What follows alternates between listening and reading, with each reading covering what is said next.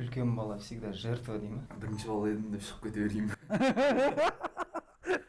Бірінші бала едім. Ойыма келетін номерді алам. Жақсы, ар жағында дауыс болса сөйлесесің. Ер азаматтар, жігіттер болса қоя саласың.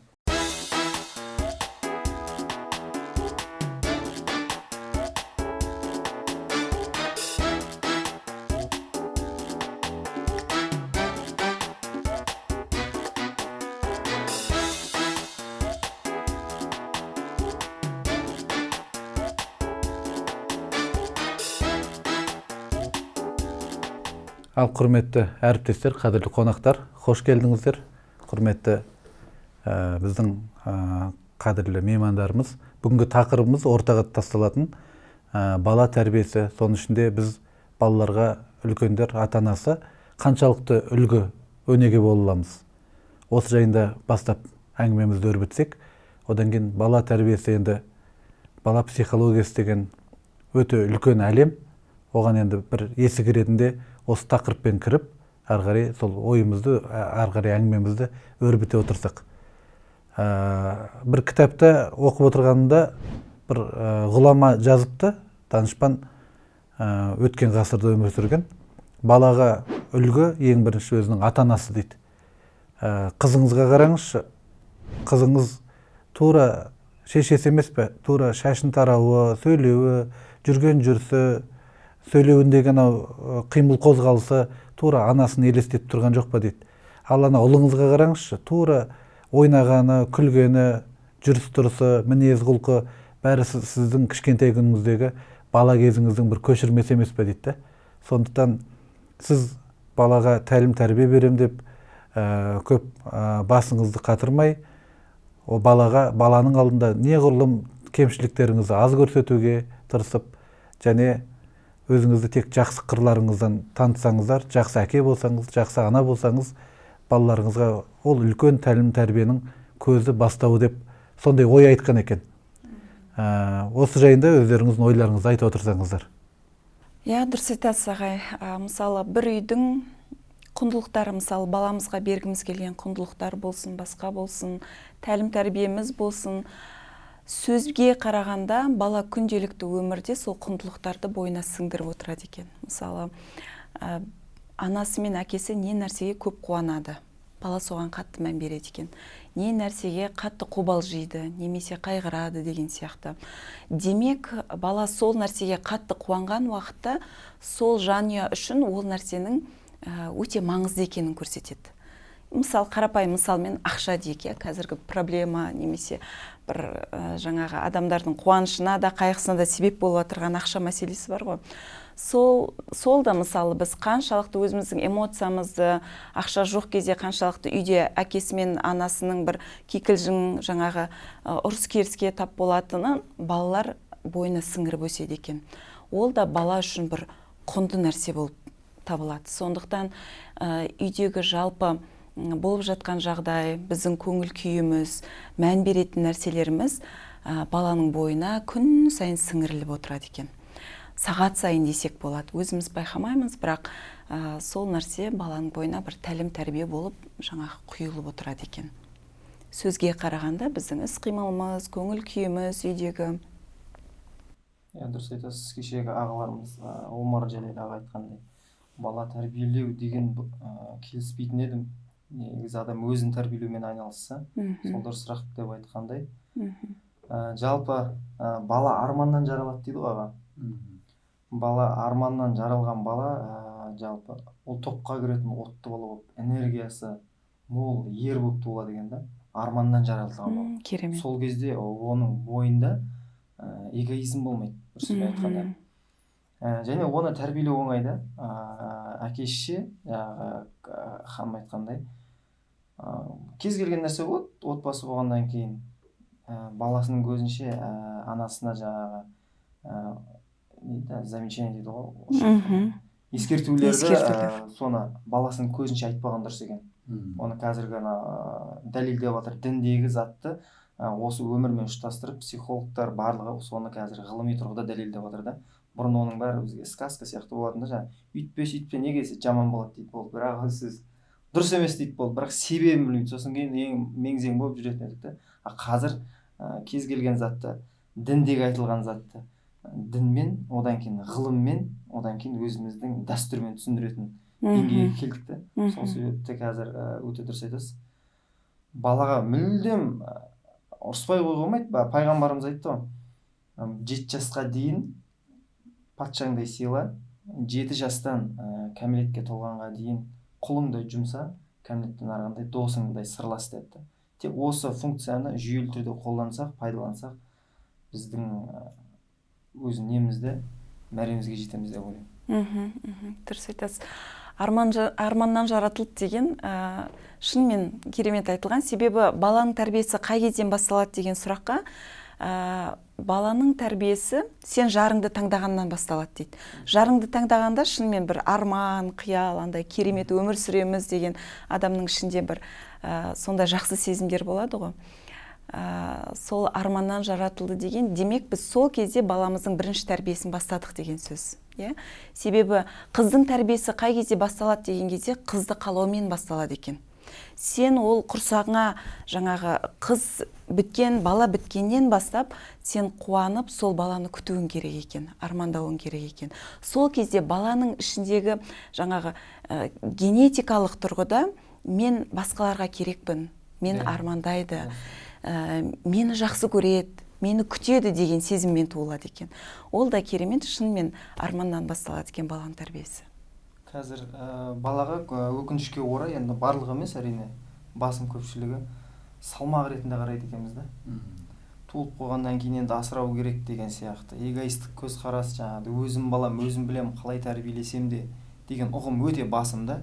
Сені ұрды ма, сен де барып ұр.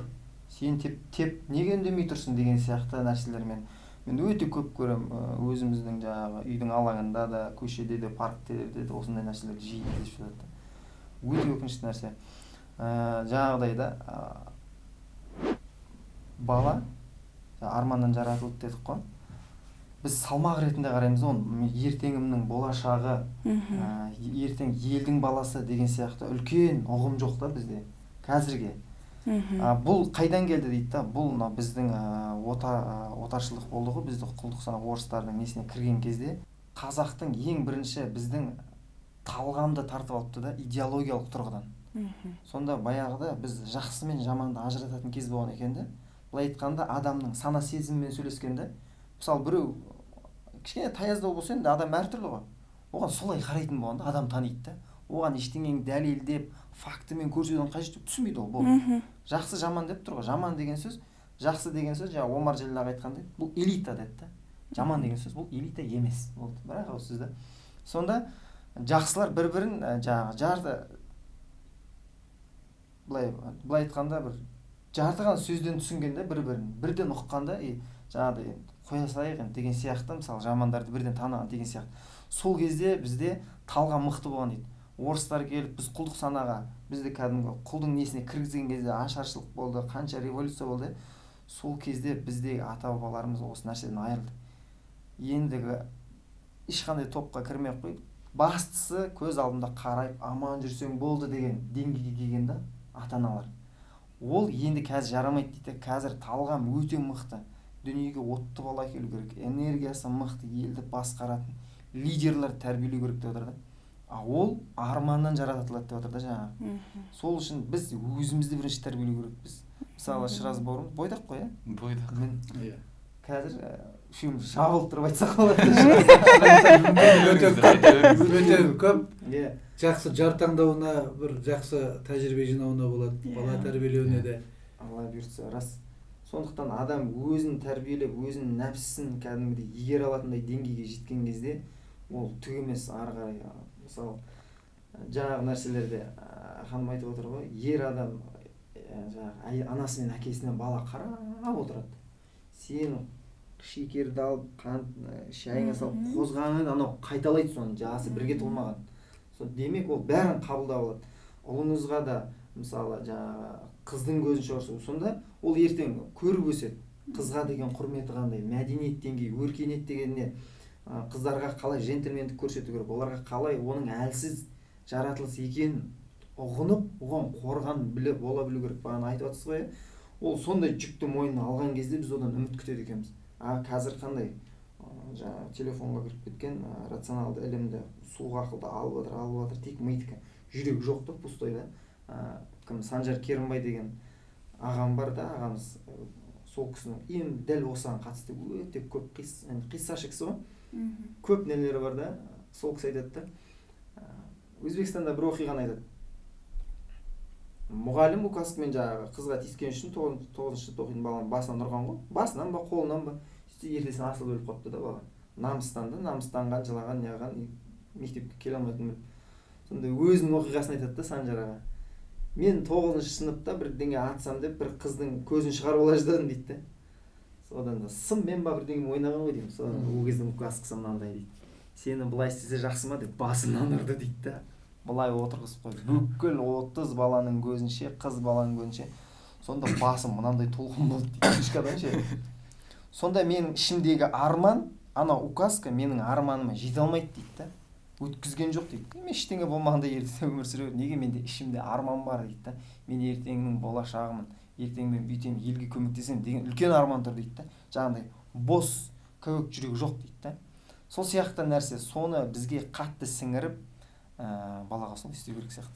Дұрыс айтасыз. Ғабит мырзаның сөзін қостай кетсем, жаңағы Санжар Керімбай мырзаның мен де бірінші курс кезімде 2 күндік 4 сағаттан болатын семинарына қатысқан логотерапия жөнінде. Өмірлік көзқарасым өзгеріп, шынымен көп ақпарат алып шыққанбыз. Сондықтан ол кісімен былай ораторлық қабілетінде, жалпы әлемге деген көзқарасында жақсы білемін. Осындай әңгімелерінде біраз тыңдап өстік. Сөзін қостай кетсем, бізде де мысалы мектепте оқып жүргенде, мектеп бітіргеніме 5-6 жыл болды ғой. Бізде бір жігіт асылып қалды да, өзіне қол жұмсап, жіпке асылып өліп қалды, қайтыс болды. Сонда жай ғана бір мазақ қылған да, бір сыныптас жігіттер мазақ қылған. Өзі сыныпта болады ғой, адам балаға кез келген бір ерекшелік, ол мазақтың бір мазақ қылудың бір несі ғой, себебі. Оған болғаны асылып не істейтіндей, қандай мәселе деген сияқты да. Неге мысалы біреулер солай жанына жақын қабылдайды, ал біреулер еш нәрсені елемей тек мақсатына қарай тік жүре береді деген мәселе да. Бұл жерде мысалы былай қарасақ, мен өз көзіммен көрдім. Әке-шешесі жақсы, жанындай жақсы көреді, еркелетеді, бәрін береді. Бірақ сонда да баланың өзінде бір нәрсе жетпей тұратындай да. Ол неден, сыртқы фактордан ба, немесе баланың өз табиғатынан бітетін бір мінезінің бір түріме деген да. Сондай сұрақ туындайды. Сосын жаңа Ғабит мырзаның алғашқы айтқан салмақ деп қарайды деген сөзіне қостай кетсем, енді бұйырса алдағы 1-2 жылда үйленіп отбасы болып қалатын шығармыз енді. Сондай ниеттеміз ғой, адам болған соң. Сонда қазір өзіміз кітап саласында жүргеннен кейін баланы жоспарлау деген кітаптар көп келіп жатыр да. Енді мынаны қараймыз да. Құдай мына ситуацияны елестетейікші, мына жағдаятты. Құдай бізге айтса да, бір аян берсе, бақыт берейін десе, тоқтай тұр, мен дайындалып болайын деп айтпаймыз ғой. Бақыт берейін десе, әкел, дайынмын, жібер дейсіз ғой. Сол кезде сен дайын болу керексің. Жоқ, қашан болсын бақыт берейін десе, әкел дейсіз ғой. Ал бірақ неге баланы сөйтпейміз деймін, неге баланы жоспарлайды, неге мысалы 1-2 жыл күтейік, неге былай жасайды. Бала да бақыт қой мысалы. Солай қарамайды да, жаңағы салмақ деген сияқты, оны баланы сынақ деп қабылдайды да. Баланың туын, оны өсіріп жетілуді, оны асырауды сынақ деп қабылдайды да. Адам сондай сынақ деген позицияны ұстанғаннан кейін қиындай береді да. Ал әу баста мынау бақыт екен, мынау менің ризығым екен, мынау менің қуанышым екен, мынау менің нығметім екен деп қараса, мүлдем басқаша болады дейді да қатынастар. Машқұр Жүсіп Көпейұлы айтады да, жақсы ата-ана бұл бағбан секілді дейді да. Баланы құнарлы жерге егіп, оған дұрыс тәлім тәрбие беріп, өсіріп, оны өзінен артық қып тәрбиелеу, бұл бір бағбанның ісі дейді да. Міне, ер азаматтың, ата-ананың үлкен осы өмірдегі жетістігі, өзінен артық қып тәрбиелеу, қоғамға бейімдеу оны. Бағбанның ісі сияқты дейді. Дұрыс айтасыз, бізде мысалы қазақта бар ғой, 4 баламыз болса, арасындағы бір жаңағы ең шустрый, ең жаңағы сөйлеп қалған баламызды, ай, осы бала мені асырайды деген бір не болады. Басқаларын қайдам дейді, бірақ осы мені точно асырайды деген бір түсінік қалыптасып жатады. Сол негізі дұрыс емес. Неге? Себебі біз бала туғаннан барлық баладан үміт болуымыз керек. Яғни барлық бала жетістікке лайықты деп қара білуіміз керек. біз кейде өзіміз бір таңдап аламыз, жаңа өзіміздің жанымызға жақын мінезі мүмкін бізге ұқсап тұрған шығар. Сондай баламызды көтермелеп, содан бір керемет жетістік күтіп тұрамыз. Негізі жалпы мінезі маңызды емес. Бір баламыз тұйық болуы мүмкін, бір баламыз өте белсенді болуы мүмкін, біреу ашық мінезі болуы мүмкін. Бірақ жетістікке олардың ешқайсының кедергісі жоқ. Жетістікке барлық бала лайықты деп қарауымыз керек. Сол бір ата-ананың үміті, жаңағы ата-ананың баласына қараған кезде көзінің жанып тұруы, баласынан жетістік күтуінің өзі балаға бір үлкен жігер береді екен, күш-қуат береді екен. Балаға сен я сабағың дұрыс емес, я мінезің дұрыс емес деп жай ғана көз қарасымыз баланы төмендете береді екен. Баланың құлшынысын өмірге деген азайта береді екен. Сондықтан сол нәрсеге кішкене ата-аналар көңіл бөлсе екен деген бір не болады жаңағы ішімізде. Жаңағы суицид деп атсыздар ғой, өзін өлтірген бір күндік жұмыс емес, негізі бір күндік мәселе емес ол. Бірнеше уақыт бойы жиналған, 3 жыл, 4 жыл, 5 жыл мүмкін, өмір бойы ішінде қайнаған бала, сол шыдамы сол нәрсеге жетпей суицидке барады. Негізі бір пәстегі болып жатқырған жағдай емес ол. Бұл сол үйдегі ата-ананың көзқарасын көрсетеді, жаңағы баланың өзіне деген сенімділігі азаяды, жан-жағындағы қоғамға өзін көрсете алмайды. Сол нәрсе жаңағы жиналып келіп, ол бір осындай нәрсеге апарып отыр. Мөлдір ханым дұрыс айтып отырсыз. Мына ата-ана балаға бәрі әрине объективті түрде бәріне бірдей қарауға тырысады.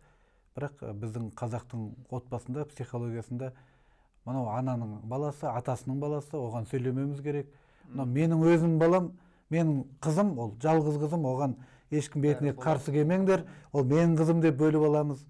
Ана үлкен ұлым ортаншы ұлды мамасы алып алады, бұл менің ұлым деген сияқты. Сондай бір отбасында сондай бір қақтығыстар ішкі арада ешкім алмайтын балаға қояды. Одан кейін мен өзім достарымның, әріптестерімнің арасында кезігеді. Сонда мен кімнің баласымын деп жүрген 2 жасар бала. Ана атасының баласы, ана әжесінің баласы. Сонда мен кім баласымын деп жүрген мамамдікі ана бала, папамдікі мына бала деген сияқты сондай бір балаларды мен көрдім. Енді бұның да бір өзінің бір артықшылықтары бар. Оның да негіз кемшіліктері жоқ деп ойлаймын. Себебі мен өз басымнан айтам, анам, мен өзі 6 ағайындымыз, үйдің ең кенжесімін.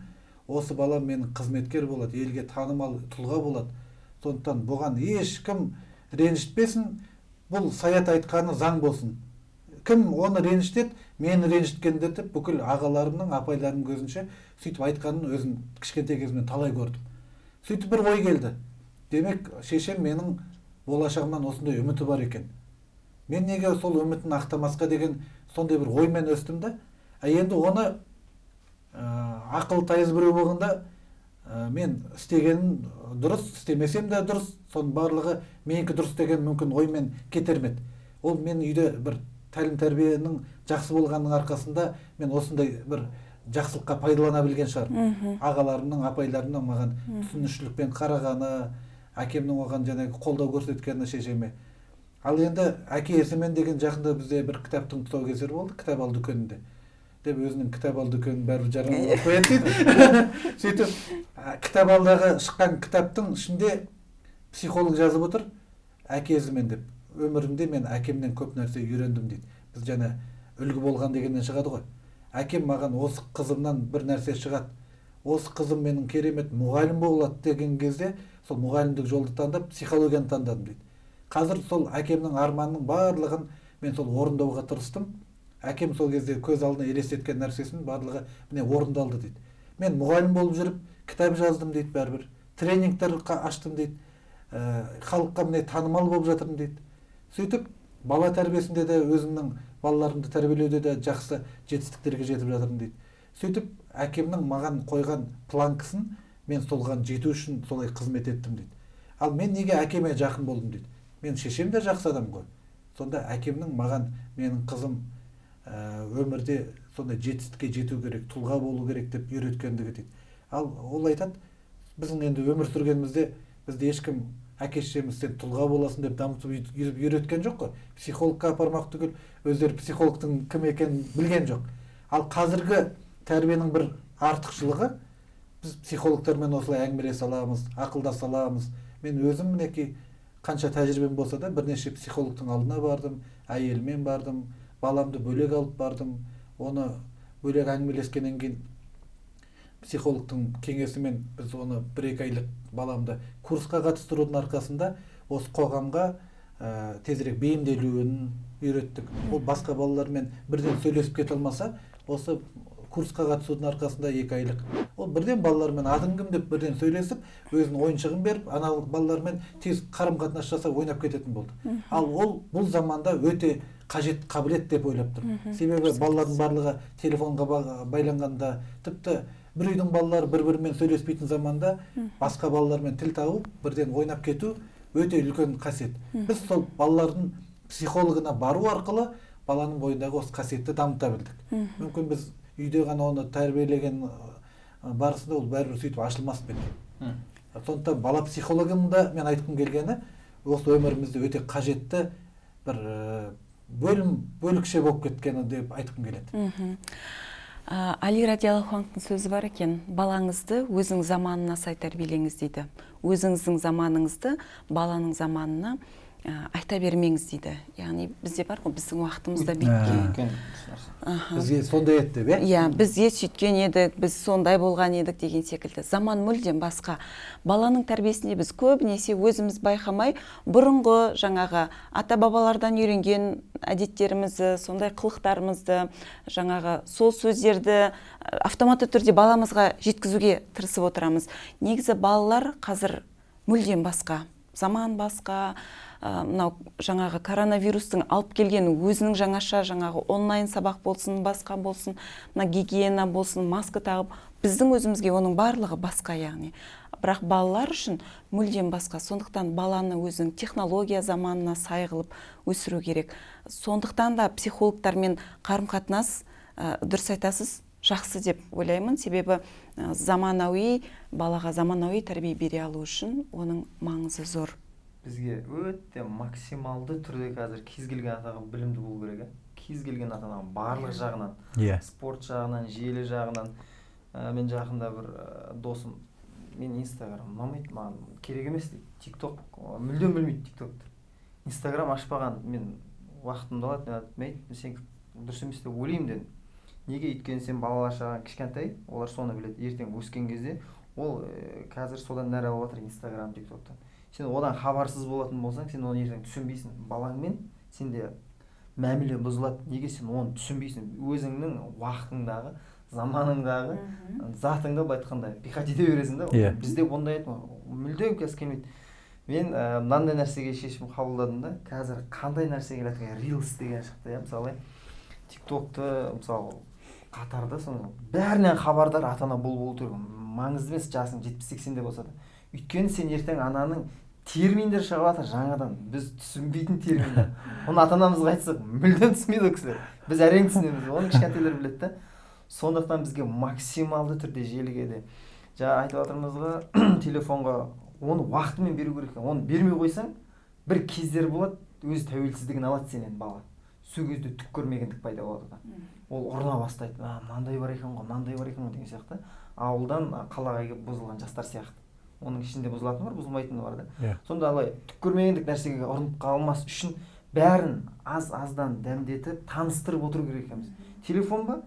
Ол біз мүлдем оны телефоннан айырып тастайтын болсақ, ол садикке барады, балабақшаға барады, есіктің алдында ойнаңыз деп басқалар телефон құрып, ол қасындағы тұрады, анаған қарап бүйтіп, қызығып ше. Менде де сен сияқты болғанда ғой деп. Ал қарасаң, сенің балаңда анадан да көп арманы бар да, бірақ оған анау қызық да телефон. Сен телефоннан басқасын бәрін беріп тастасың, бірақ оған қызық емес та. Телефон қызық. Мысалы күніне 1 сағат, кешкі 6 мен 7 арасында, немесе 5 мен 7 арасында 2 сағат па, мені ашып таныстырып, планшеттен қалай кіру керек, детский YouTube бар қазір мысалы. Шектеулер бар, өзіңіз қойып тастайсыз, мысалы ұятты жаңағы +12, +18 деген заттарды көрсетпейтін. Соны көріп таныстырмасақ, ол ертең бірден барып аш өзегіне түскенде ұрна деген. Ол затты да бізге ескеру керек. Сол себепті менің айтқым келетін ата-аналарға, жастарға максималды түрде білімді болу керек. Психологияны да, спортты да, мәдениетті де, жаңалықтар, мынау халықаралық деңгейде, әлемдік деңгейде не болып жатыр, Ресейде не болып жатыр, Америкада не болып жатыр. оны алып бірден қабылдап бізге салып жіберуге тағы болмайды. Сен өзіміздің фильтрация, біздің колорит бар, онымен санасып, дәстүрмен санасып отыра, соны өткізіп, іріктеуден жаңағы елегінен өткізіп, ең құндысын ғана ұсыну керек екенбіз да балаға. Өте қиын жағдайда тұрмыз негізінде.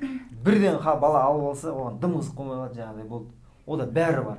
Ол да өте нашар, қорқынышты нәрсе да. Сосын мен тағы бірдеңені айтқым келеді, жаңа ата-ана туралы. Өзім басым өткен затты айтайын. Үйде 3 ұлмыз, мен үлкенімін. Менен кейін 2 інім бар.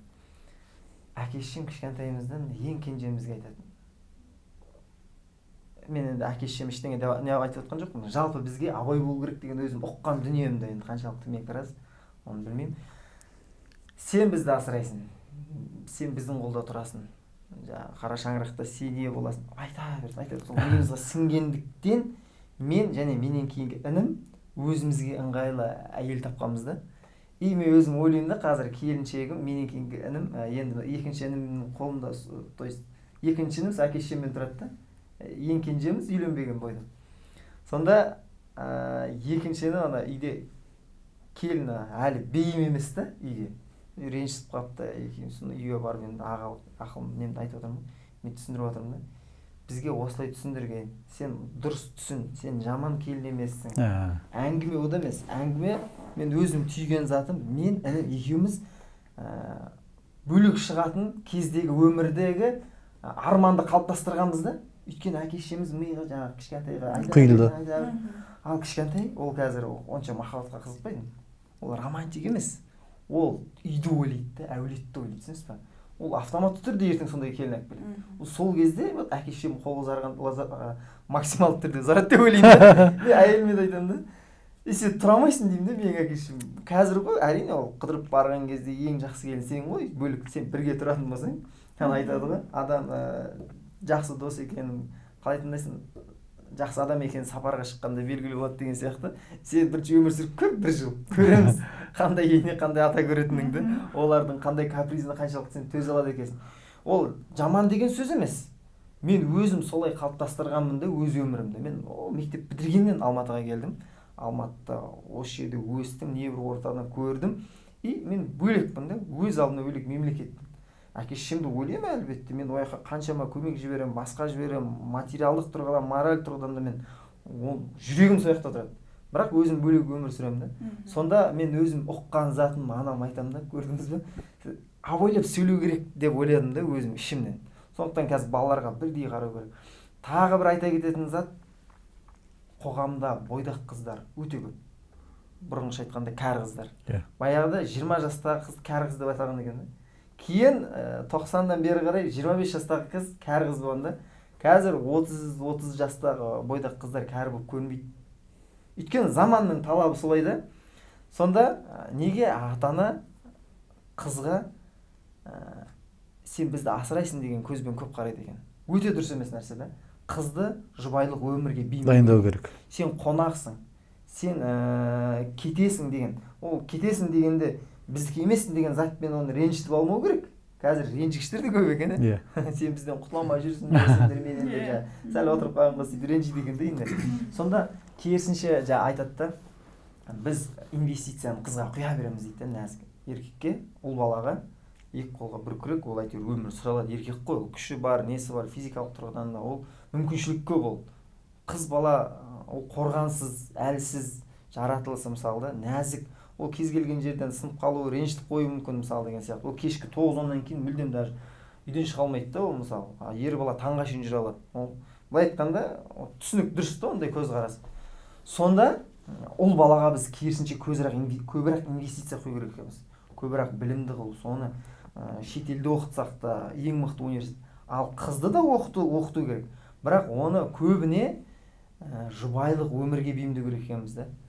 Сен ертең басқа бір ертең сен ана үйге барғанда сен осылай болуың керексің, сен таза болу керексің, сен ерте тұру керексің деген сияқты. Соны көбірек сіңірсек, ол сонда автоматты түрде бізде сонда былай айтқанда қоғамдағы дисбалансты біз өзіміз қолдан жасап отыр екенбіз да. Бәрі гармония болу керек та, бәрі өз ретімен болу керек. Осы да ата-анаға байланысты. Дәл қазіргі сәтте бала тәрбиесі дейді. Өсіп келе жатқан балаға. Қазір мен 2 қыз, 1 ұлым бар, Құдайға шүкір. айтып отыру керек екенбіз да, жай соны тәрбиелеп ал ұлға көбірек құю керек екен. Сол кезде сонда жаңағы айтады да, оқыған қыз оқымаған ұлды менсінбейді дейді. Қоғамда тоже осындай дисбаланс. Үйленбеген жігіттер де көп, бойдақ қыздар да өте көп, бір-бірін таппайды. Неге? Өйткені ол бастан дұрыс болмаған да. Жаңағы қызға көп инвестиция құйып жібергенбіз да, қыздың ойы шетелде үлкен, жаңағы білімді, бай, сондай бір мәдениетті жігітті ғана елестетеді да. Ұлдар не қалып кеткенде жаңағы соны әпкелерін асырайын деп, әке-шешесіне қараймын деп, ол сол үшін қара жұмысқа да барған, даяшы болып та жұмыс жасаған, күзетші болып та жұмыс жасағаннан кейін одан ойлау деңгейі сол жаққа қарай көп бейім болады. Соны оны автоматты түрде қыз бала менсінбейді. Сонда ата-анаға келіп тіреліп тұр барлық нәрсе. Бойдақ кезінен тіреліп тұр көп нәрсе. Одан кейінгі. Сосын мына мәселені айтқым келеді. Енді Мөлдір ханым жақсырақ білесіз деп ойлаймын. Мен отау құрған кезде осыдан 6 жыл бұрын қызымыз туылды. 1-2 жас кезінде ангинасы ісіп кете береді. Себеп не? Білмейміз. Суық ішпейді, нормально жүр. Екеуміздің иммунитетіміз жақсы. Сөйтсек отбасы болып қалыптасқан кезде Шыраз сен құлағыңа алтын сырға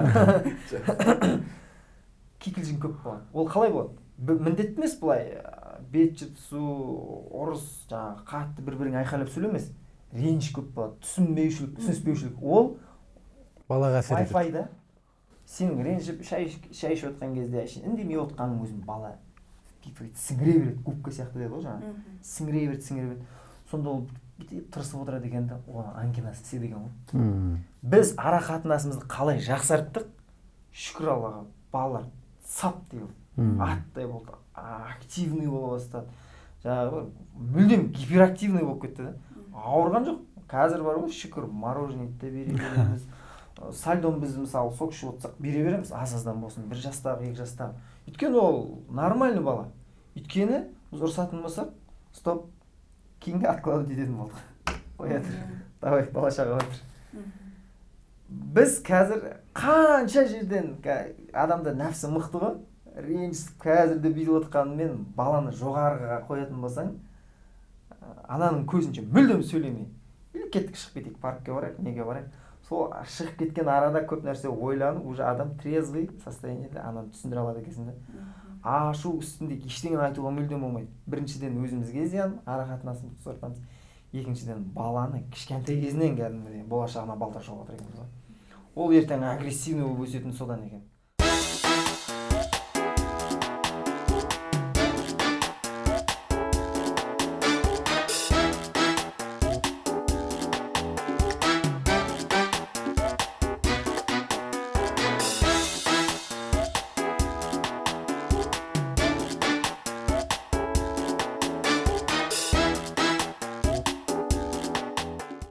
Деген нәрсені бар ғой, қолданатын жері бар, қолданбайтын жері бар да. Өте осы нәрсені адам қазір осы бастан қалыптастырсаң, сол кетеді екен. Айтады ғой, мысалы, бір затты 21 күн пайдалансаң әдетке айналады дейді. Сен сонда ішіндегі жаман қасиетіңмен күресе берсең, ол жайлап әдетке айналып, әдет мінез-құлыққа барады. Мінез-құлық қалыптасқаннан кейін сенің бойыңдағы ұрық, ол болды, сол баланы туғызады да. Сонда мен бүйтіп есептеймін да, бүйтіп көремін. Мысалы, баяғы мен әкем 11 ағайынды, анам 10 ағайынды да. Өте көп бізді әулетте ше. Әкем жаққа мен шатасып кетем. Апам шөпшегін көріп дүние салды да, 2 жыл бұрын 4 шөпшек көрді. Сонда менің екінші қызым 71-ші қызым 75-ші шөбере болды. Екінші қызым 98-ші шөбере болды. Екі қызымның арасы 1 жас 4 ай.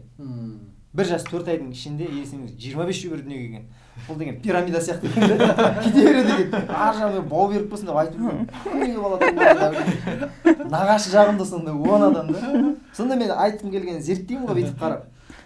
Міне атам Мұхан, апам Алима, екеуінің үлкенінен бастап. Үлкені мүлдем басқа, ортасынан енді өзгереді. Соңғысы вообще басқа адам ғой. Көрдіңіз ба? Сонда ол жас кезінде 17-15 жасында дүниеге келгені, горячий кезіндегі бала басқалайды, басқалай мыслить етеді. Ортаншылар бол, соңғылары кішкене современный, ақылдылау. Сонда ана кісі өзінің өмірден алған тәжірибесі арқылы, сонда қалай көрдіңіз бе? Сіңірген бойындағы ол әдетке айналып, әдет мінез-құлыққа айналғанда, тұла бойы сөйтіп қалыптасқаннан кейін адам басқа. Одан кейінгі қосылған аналық пен аталықтан туылған бала мүлдем басқа болады деген сөзді көрдіңіз бе? Сондықтан қатты максималды түрде адам өз өзімен айналысу керек екен да, максималды түрде. Бірден атылуға болмайды. Вариант всегда көп. Қайрат Жолдыбайға ұстазымды айтады да, вариант өте көп дейді да бізде. Бізде екі ақ вариант бар. Болады, болмайды, болды. Осымен шектеледі да, адам шешім қабылдайды да, орнып жатады, мақсатына жетпейді, ренжиді, қоғам болып кел дейді. Вариантын ізде. Ол айтады, ұлым айтам дейді. Ешіне сабаққа бармаймын, әке деп айтады. Неге бармайсың деп айттым дейді. Осы недавно осы бір апта бұрын айтқан әңгімесі. Бір сабақта айтып еді, мен орындаған жоқпын, біліп тұрмын, ертең барғасын маған ренжиді, ұрсады дейді да, апай. Екі қояды немесе дейді да. Енді сен сабаққа бармаумен құтыламын деп ойлайсың ба деп күш сұрақ қойған. Баласы ойланып қалыпты. Балам, сен басқа жағын қара. Сен жаңағы анаңның бір-екі нәрсесін айт. Ұстазға бір-екі нұсқаларды ұсындым дейді да. Сосын балам ойланып ертесі сабаққа барды дейді да. Өз вариантымен барды, нұсқасымен. Көрдіңіз бе? Бізде не вариант өте көп екен да. Біз соның біреуін таңдап, сол бойынша жүретін болсақ, бізге қалыптасады ол зат. Дұрыс айтасыз. Мына балаларға шынында да біз өзіміз ғана үлгі болмай, біз енді 21-ші ғасырдың ата-аналарына үлкен сын тұр ғой. Жаһандану дәуірінде өмір сүріп жатырмыз. Кейде баладан да үйренетін нәрсені ала білуіміз керек екен. Мен осыны өзім өмірінен байқап жүрмін. Ұлыма 6 жаста жаңағы балаларға арналған YouTube жағынан бір ролик қойып бердім. Онда көкөністер, жемістер бәрі адам сияқты сөйлейді, күледі, ойнайды бірге. Сөйтіп мен біздің Алтын Сақа баспасынан шыққан көкөністер, жемістер деген боямақтар бар. Соны апарып, енді боя деп алдына бердім. Сөйтіп кеше жұмыстан келсем, ол алманың көзін салып қойған, аузын салып қойған, кірпігіне дейін салып қойған, шиенің жаңағы шашына дейін салып қойған адам сияқты. Ол жерде тек бояй салу керек.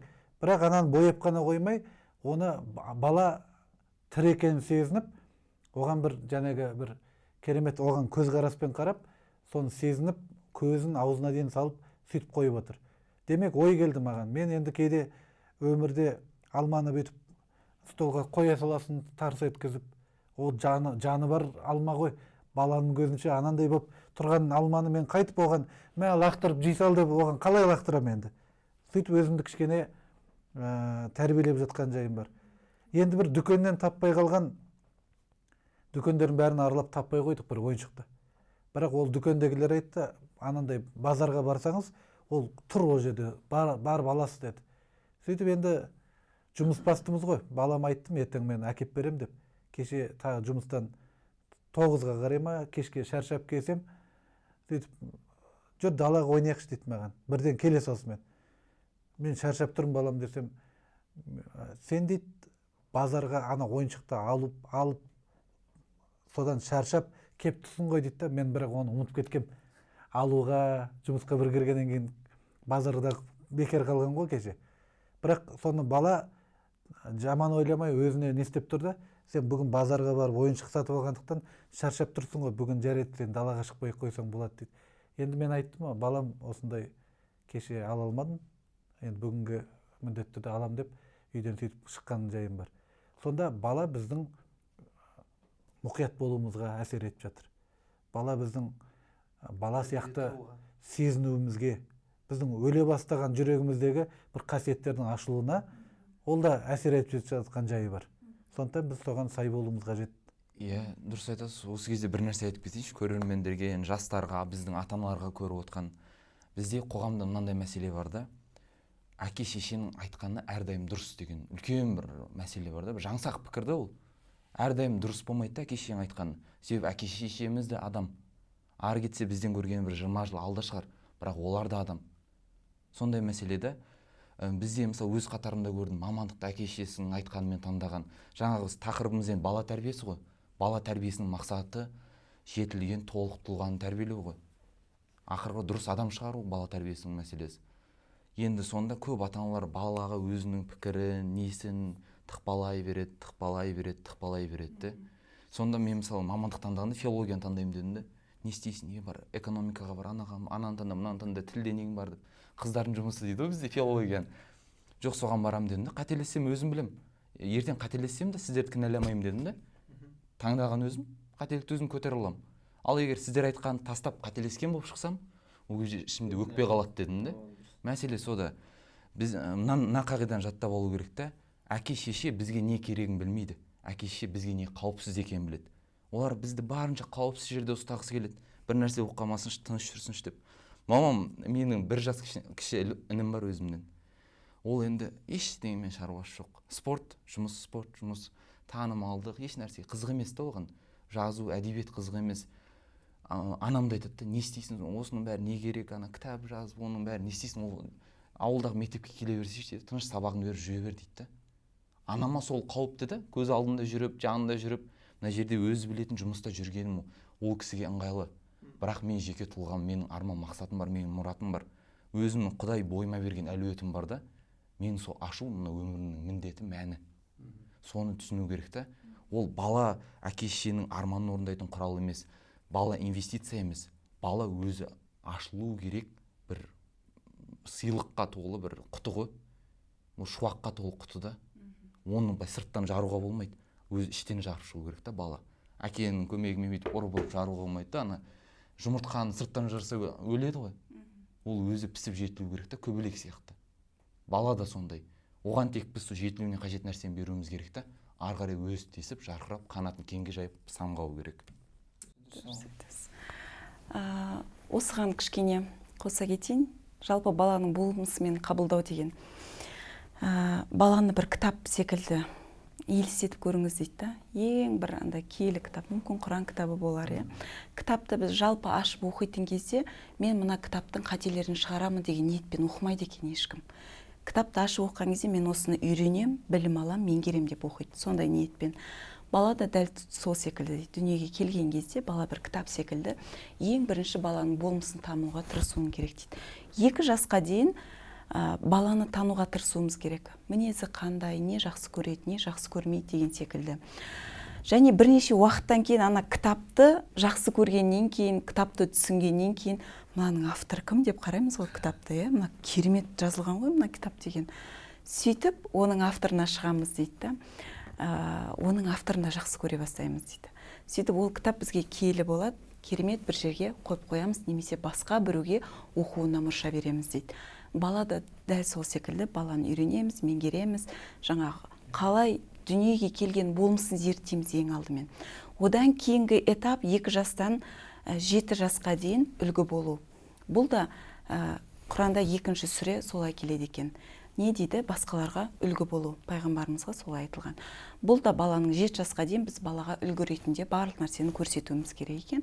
7 жастан 12-13 жасқа дейін насихат жаса дейді. Не дұрыс, не бұрыс, ол кезде уже балаға жаңағы насихат жасап түсіндіре бастауымыз керек екен. Жаңағы болмысымен қабылдау керек дегенге осы бір кітап мысал маған өзіме жаныма жағатты. Сосын ағайларымызға енді ұлдарыңыз бар ғой. Сіздерге бір айтып кететін канадалық Джордан Питерсон деген психолог бар. Өте үлкен мықты ғалым. Сол кісі айтады, қазір көбінесе қыз секілді нәзік ұлдар өсіп жатыр ғой. Сол мәселе ғой енді, бірақ ол да бір мәселе белгілі бір деңгейде. Сонда айтады да, ер адам ұл баласымен күресіп алысып ойнау керек дейді. Бізде ауылға да келсең, ұр деп алақанын тосады ғой. Төбелестіреді шығасың ба деп. Жоқ, төбелестірмесе де ұр деп қолмен күрестіріп көреді ғой.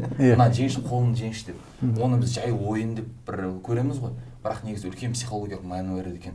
Себебі әкесімен күрескенде қол алақанмен құр әкесінің бір алақанмен алысқанның өзінде балада еркектік гормондар қалыптасады екен. Сондықтан бір жер ауырып қалмасын, не тиіп кетпесін деген болмайды дейді. Сонда сол Джордан Питерсонның өмірдің 12 ережесі деген кітабы бар да. Сонда бір ережесі ретінде балаң скейт тепкенде қолынан ұстама деп қойған. Бір тарауды соған арнаған ғой. Балаң скейт тепкенде қолынан ұстама дейді. Оған өмірге одан басқа еш нәрсе керек емес дейді.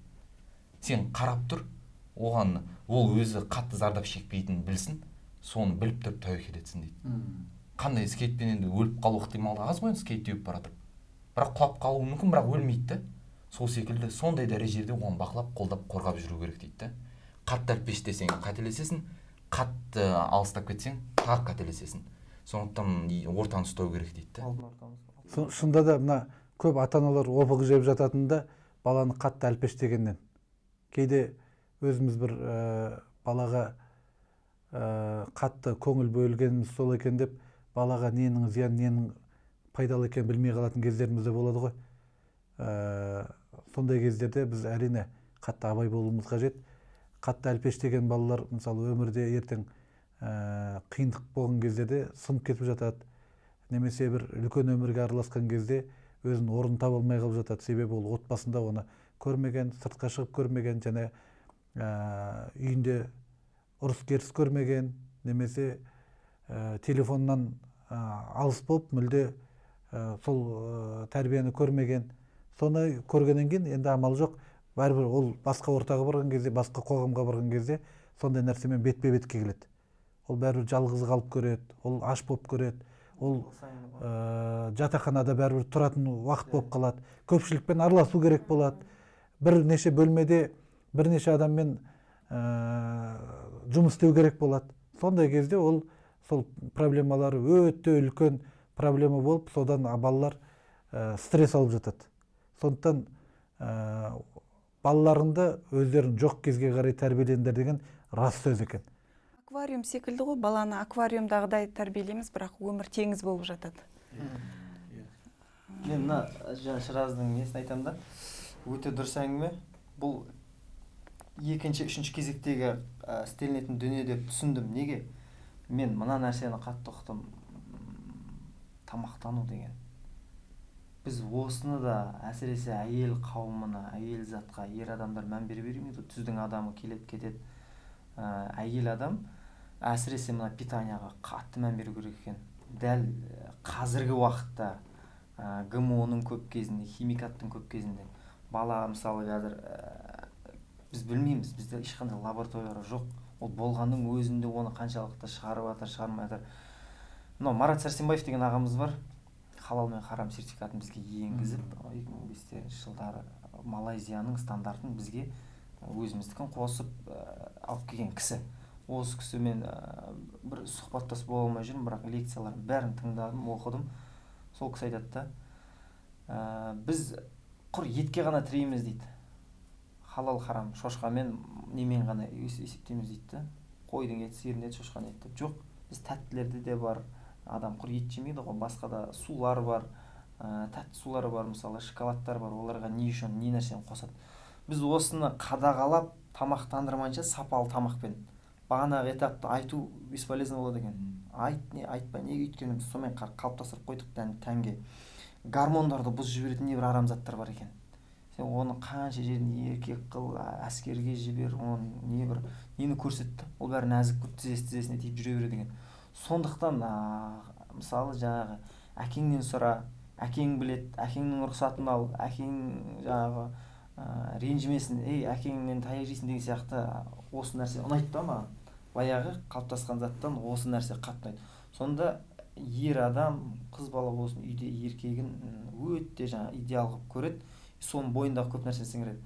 Сонда айтқым келген жаңағы продукция, тамақ, сол нәрсені қалыптастырса, оны эксперимент жасағанда, жаңағы тышқандарға ше, оның ішіндегі ішқұрылысын көбісі адамға ұқсайды деп, соған эксперимент жасайды екен ғой. Екеуіне бірдей пиво бергенде, сол кезде жаңағы кімнің?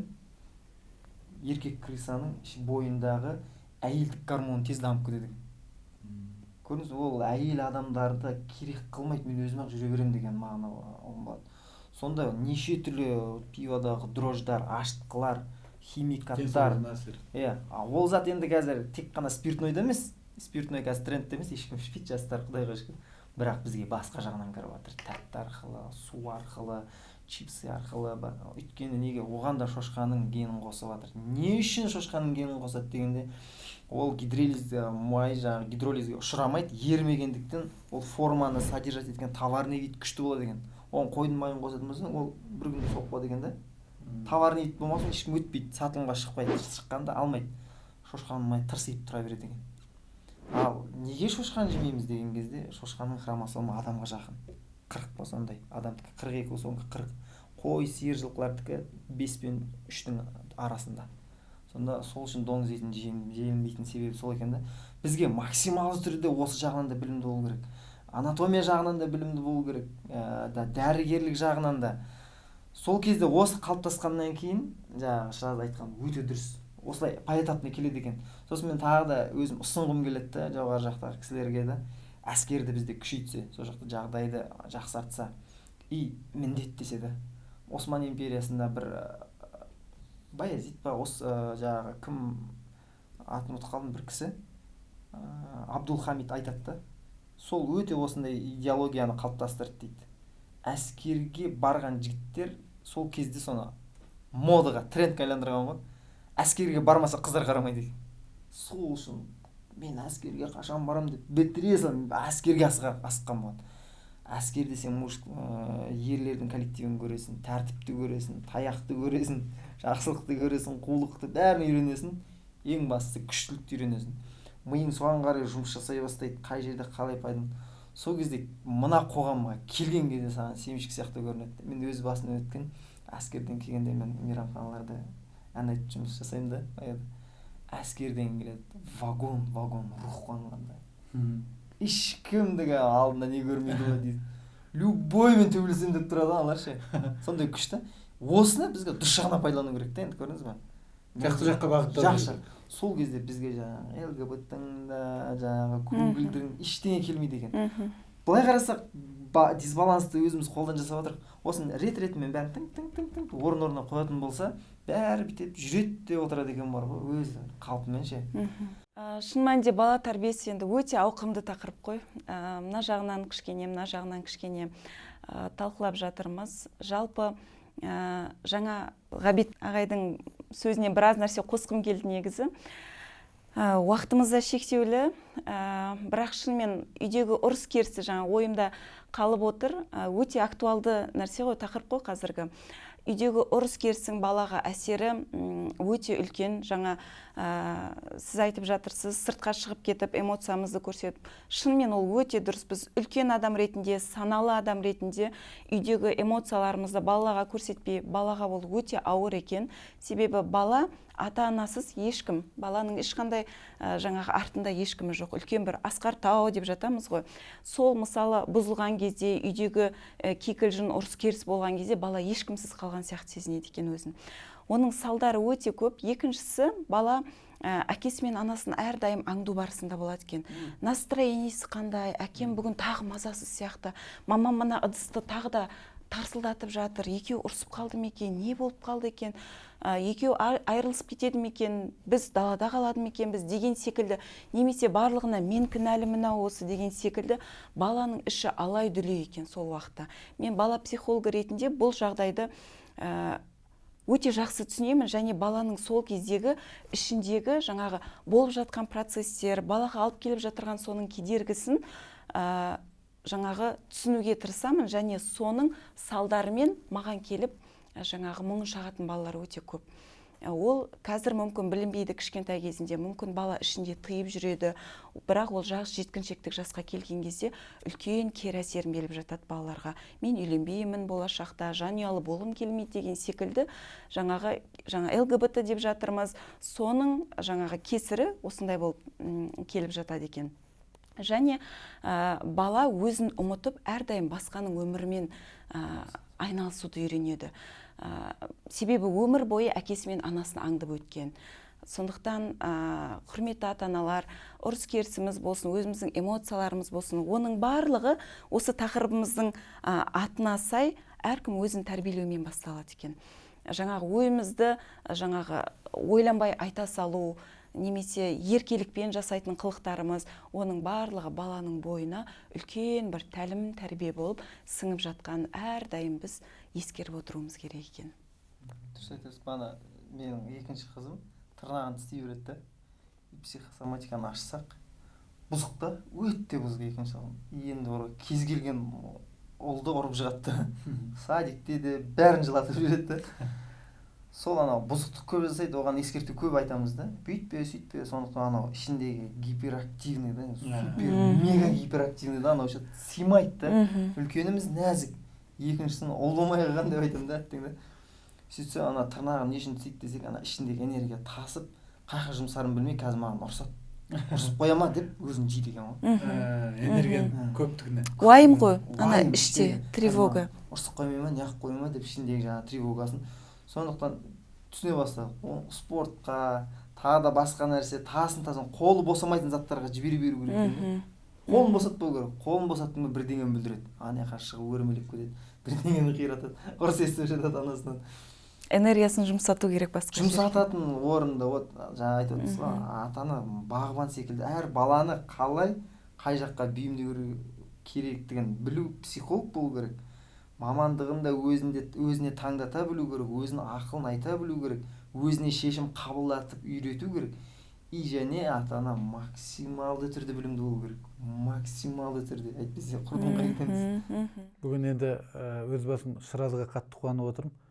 Әлі әке болмаса да бала тәрбиесі жайында өзінің ойын айтып, болашаққа бір үлкен ой өрісін кеңейтіп, бір тәжірибе жинап, отбасылық өмірге дайындалып жатыр деп ойлаймын. Бүгін біздің көріп отырған бағдарламаны ата-аналарымыз болса да, оларға да бір жақсы пайдалы нәрселер айтылып жатыр деп ойлаймын. Енді бір қорытындыласақ. Сіздерге рахмет. Жақсы сабақ болды. Өзім енді сізде жақсы үш тұлғаны, мықты тұлғаны жеке семинарға шақырғандай болып отырмын. Әрқайсыңыздан жеке курс өткендей болып отырмын. Сіздерге көп рахмет.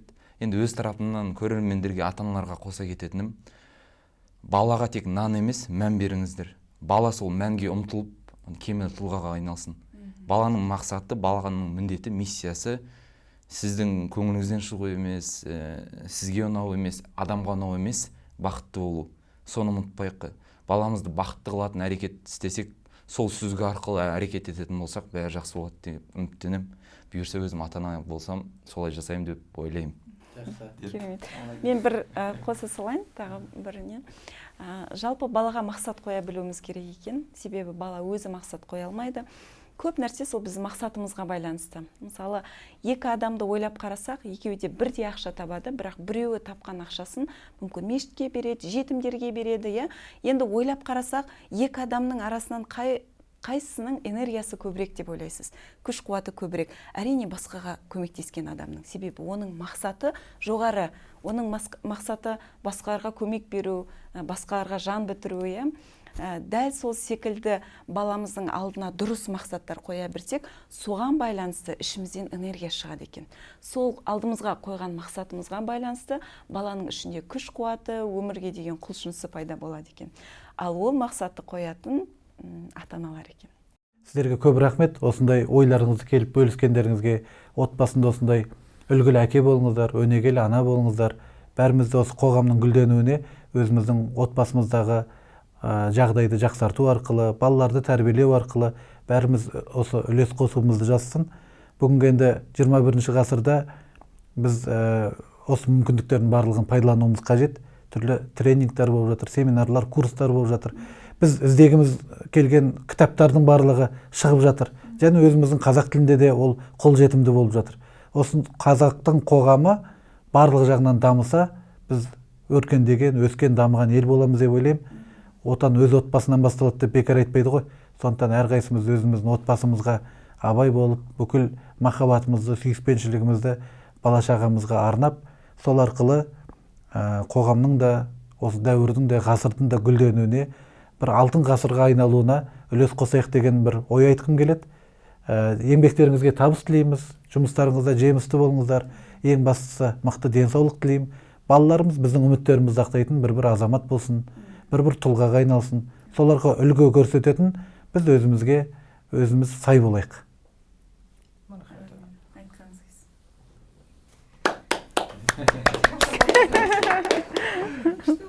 Әдем болды. Жоқ, уақыт өзі егілеп екшеп бізде тәжірибе пайда болады. Біз бірінші рет қатысқан кезде тесті еді. Басқаша болған. Мен жүргізуші сияқты сөйлеп, сіз қалай ойлайсыз деп сұрақ қойып сөйтіп кеттім. Бір-екі адам басым болып кетіп, екі-үш адам сөйлемей қойды. Сондайлар болды да. Бұл жолы бәрі